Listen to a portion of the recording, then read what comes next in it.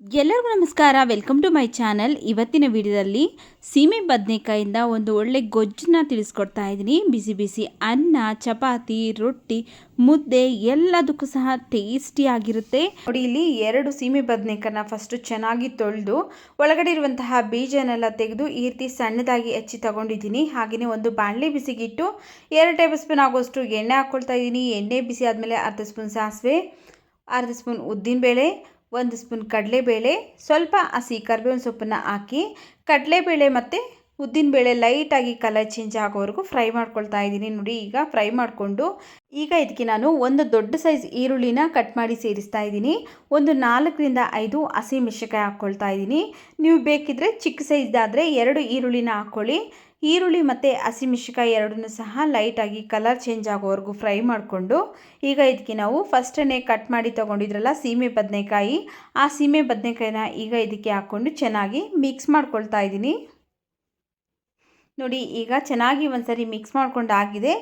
ಈಗ ಇದ್ರ ಮೇಲೆ ಲಿಡ್ನ ಕ್ಲೋಸ್ ಮಾಡಿ ಒಂದು 3ರಿಂದ 4 ನಿಮಿಷ ಮಧ್ಯೆ ತಿರುಗಿಸ್ತಾ ಬೇಯಿಸ್ಕೊಳ್ಬೇಕು.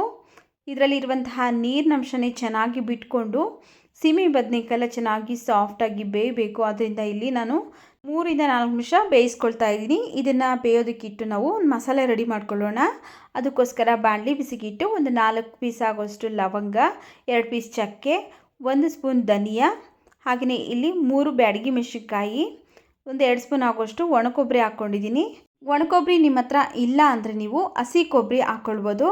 ಒಣಕೊಬ್ಬರಿ ಹಾಕೋದ್ರಿಂದ ಟೇಸ್ಟ್ ಚೆನ್ನಾಗಿರುತ್ತೆ. ಅದರಿಂದ ನಾನಿಲ್ಲಿ ಒಂದು 2 ಸ್ಪೂನ್ ಆಗೋಷ್ಟು ಒಣಕೊಬ್ಬರಿ, ಹಾಗೆಯೇ ಒಂದು ಅರ್ಧ ಸ್ಪೂನ್ ಆಗೋಷ್ಟು ಜೀರಿಗೆನೂ ಸಹ ಹಾಕ್ಕೊಂಡು ಸ್ಟೌರಿನ ಲೋ ಫ್ಲೇಮಲ್ಲಿ ಇಟ್ಕೊಂಡು ಚೆನ್ನಾಗಿ ಫ್ರೈ ಮಾಡ್ಕೊಳ್ತಾ ಇದ್ದೀನಿ. ಇವಿಷ್ಟು ಒಳ್ಳೆ ಘಮ ಬರಬೇಕು, ಆ ರೀತಿಯಾಗಿ ಫ್ರೈ ಮಾಡ್ಕೊಳ್ತಾ ಇದ್ದೀನಿ. ಇದು ಸೀಸೋದಕ್ಕೆಲ್ಲ ಹೋಗಬೇಡಿ, ಸೀಬಾರ್ದು.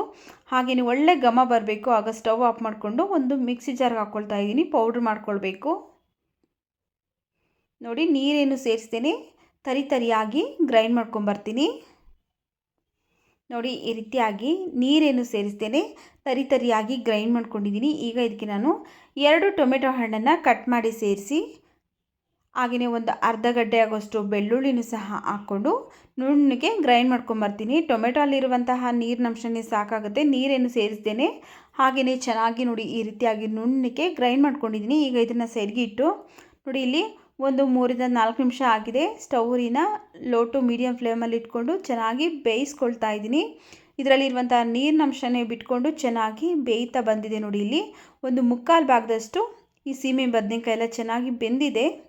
ಇಷ್ಟು ಬೆಂದರೆ ಸಾಕಾಗುತ್ತೆ, 3/4 ಭಾಗದಷ್ಟು. ಈಗ ನಾವು ರುಬ್ಬಿಟ್ಕೊಂಡಿದ್ರಲ್ಲ ಮಸಾಲ, ಆ ಮಸಾಲಾನ ಈಗ ಇದಕ್ಕೆ ಸೇರಿಸ್ತಾ ಇದ್ದೀನಿ.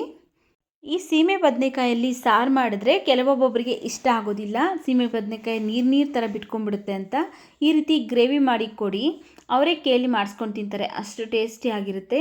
ನೋಡಿ, ರುಬ್ಕೊಂಡಿರುವಂತಹ ಮಸಾಲೆ ಸೇರಿಸಿದಾದ್ಮೇಲೆ ಒಂದು 1/4 ಟೀ ಸ್ಪೂನ್ ಆಗೋಷ್ಟು ಅರಿಶಿನ ಪುಡಿ, ಅರ್ಧ ಸ್ಪೂನ್ ಆಗೋಷ್ಟು ರೆಡ್ ಚಿಲ್ಲಿ ಪೌಡರ್ನ ಹಾಕ್ಕೊಂಡು ಚೆನ್ನಾಗಿ ಮಿಕ್ಸ್ ಮಾಡಿ ಈಗ ಲಿಡ್ನ ಕ್ಲೋಸ್ ಮಾಡಿ ನಾವು 2ರಿಂದ 3 ನಿಮಿಷ ಬೇಯಿಸ್ಕೊಳ್ಬೇಕು. ಇದರಲ್ಲಿರುವಂಥ ಹಸಿ ಸ್ಮೆಲ್ಲೆಲ್ಲ ಹೋಗಬೇಕು.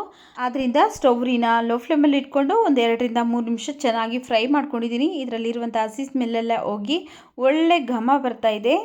ಈಗ ಇದಕ್ಕೆ ನಾವು ನೀರನ್ನು ಸೇರಿಸಬೇಕಾಗುತ್ತೆ. ನಾನಿಲ್ಲಿ ಅದೇ ಮಿಕ್ಸಿ ಜಾರ್ಗೆ 1 ಗ್ಲಾಸ್ ಆಗೋಷ್ಟು ನೀರನ್ನು ಸೇರಿಸಿ ಅದನ್ನು ಈಗ ಇದಕ್ಕೆ ಹಾಕ್ಕೊಂಡು ಚೆನ್ನಾಗಿ ಮಿಕ್ಸ್ ಮಾಡ್ಕೊಳ್ತಾ ಇದ್ದೀನಿ. ನೋಡ್ಕೊಳ್ಳಿ, ನಿಮಗೆ ಗ್ರೇವಿ ಯಾವ ಹದಕ್ಕೆ ಬೇಕಾಗುತ್ತಲ್ಲ ಆ ಹದಕ್ಕೆ ನೋಡಿಕೊಂಡು ನೀರನ್ನು ಸೇರಿಸ್ಕೊಂಡು ಅಡ್ಜಸ್ಟ್ ಮಾಡ್ಕೊಳ್ಬೇಕು. ನಾನಿಲ್ಲಿ ಚಪಾತಿಗೆ ಮಾಡ್ತಾ ಇದ್ದೀನಿ, ಅದರಿಂದ ಈ ಹದಕ್ಕೆ ಮಾಡ್ಕೊಳ್ತಾ ಇದ್ದೀನಿ. ನೀವೇನಾದರೂ ಅನ್ನಕ್ಕೆ ಮಾಡೋದಿದ್ದರೆ ಇನ್ನು ಸ್ವಲ್ಪ ನೀರನ್ನು ಸೇರಿಸ್ಕೊಂಡು ಅಡ್ಜಸ್ಟ್ ಮಾಡ್ಕೊಳ್ಳಿ. ಸ್ವಲ್ಪ ತೆಳುವಾಗಿ ಸಾಂಬಾರು ಕನ್ಸಿಸ್ಟೆನ್ಸಿಗೆ ಮಾಡ್ಕೊಳ್ಳಿ. ನಾನಿಲ್ಲಿ ಮತ್ತೆ 1 ಗ್ಲಾಸ್ ನೀರನ್ನು ಸೇರಿಸಿ ಅಡ್ಜಸ್ಟ್ ಮಾಡಿ ಈಗ ರುಚಿಗೆ ತಕ್ಕಷ್ಟು ಉಪ್ಪು ಹಾಕ್ಕೊಳ್ತಾ ಇದ್ದೀನಿ. ಉಪ್ಪನ್ನು ನೋಡಿಕೊಂಡು ಎಷ್ಟು ಬೇಕಷ್ಟು ರುಚಿಗೆ ಹಾಕ್ಕೊಳ್ಳಿ. ಹಾಕ್ಕೊಂಡು ಈಗ ಲಿಡ್ನ ಕ್ಲೋಸ್ ಮಾಡಿ ಮತ್ತೆ ಒಂದು 3 ನಿಮಿಷ ಚೆನ್ನಾಗಿ ಬೇಯಿಸ್ಕೊಂಡಿದ್ದೀನಿ. ನೋಡಿ, ನಾವು ಹಾಕಿರುವಂತಹ ಎಣ್ಣೆ ಎಲ್ಲ ಮೇಲೆ ಬಂದು ತೇಲ್ತಾ ಇದೆ. ಈಗ ಗ್ರೇವಿ ಸೂಪರಾಗಿ ರೆಡಿಯಾಗಿದೆ. ನಾವು ಯಾವುದೇ ಗ್ರೇವಿ ಮಾಡಿದ್ರೂ ಅಷ್ಟೇ ಎಣ್ಣೆ ಎಲ್ಲ ಮೇಲೆ ಬಂದು ತೇಲ್ತಾ ಇದೆ ಅಂದರೆ ಉಪ್ಪು, ಹುಳಿ, ಖಾರ ಎಲ್ಲವೂ ಸಹ ಪರ್ಫೆಕ್ಟಾಗಿ ಇಟ್ಕೊಂಡಿದೆ ಅಂತ. ನೋಡಿ, ಈಗ ಲಾಸ್ಟಲ್ಲಿ ಸಣ್ಣದಾಗಿ ಕಟ್ ಮಾಡಿರುವಂತಹ ಕೊತ್ತಂಬರಿ ಸೊಪ್ಪನ್ನು ಹಾಕಿ ಮಿಕ್ಸ್ ಮಾಡಿಬಿಟ್ಟು ಈಗ ಸ್ಟವ್ ಆಫ್ ಮಾಡ್ಕೊಳ್ತಾ ಇದ್ದೀನಿ. ನೋಡಿದ್ರಲ್ಲ ಯಾವ ರೀತಿಯಾಗಿ ಸಿಂಪಲ್ ಆ್ಯಂಡ್ ಟೇಸ್ಟಿ ಆಗಿರುವಂತಹ ಸೀಮೆ ಬದನೆಕಾಯಿ ಗ್ರೇವಿ ಅಥವಾ ಗೊಜ್ಜು ಮಾಡೋದು ಯಾವ ರೀತಿ ಅಂತ. ವಿಡಿಯೋ ಇಷ್ಟ ಆಗಿದರೆ ವಿಡಿಯೋಗೊಂದು ಲೈಕ್ ಮಾಡಿ, ವಿಡಿಯೋವನ್ನು ಶೇರ್ ಮಾಡಿ, ನಮ್ಮ ಚಾನಲ್ಗೆ ಸಬ್ಸ್ಕ್ರೈಬ್ ಮಾಡಿ ಸಪೋರ್ಟ್ ಮಾಡಿ.